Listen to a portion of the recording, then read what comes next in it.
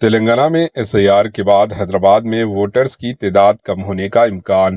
تلنگانہ میں فہرست رائے دہندگان کی خصوصی نظر ثانی یعنی SIR کے بعد حیدرآباد میں ووٹرز کی تعداد میں بڑی کمی آنے کا امکان ظاہر کیا جا رہا ہے۔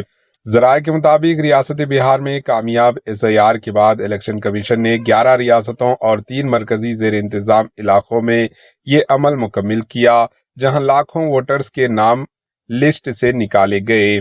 بھارت بھر میں اب تک تقریباً 6 کروڑ 50 لاکھ ووٹرز کے نام فہرست رائے دہندگان ووٹر لسٹ سے ڈیلیٹ کیے جا چکے ہیں۔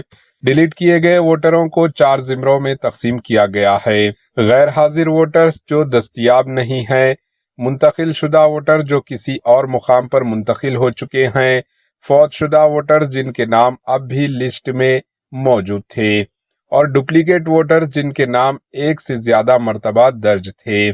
ذرائع کا کہنا ہے کہ تلنگانہ میں بھی SIR کے دوران بڑی تعداد میں نام ڈیلیٹ ہونے کا امکان ہے، خاص طور پر حیدرآباد میں، جہاں گزشتہ 3 عام الیکشن میں ووٹنگ فیصد کم رہا ہے۔ الیکشن حکام کے مطابق جن ووٹرز کے نام پہلے ہی لسٹ میں موجود ہیں، انہیں ابتدائی جانچ کے دوران کسی ڈاکومنٹ کی ضرورت نہیں ہوگی۔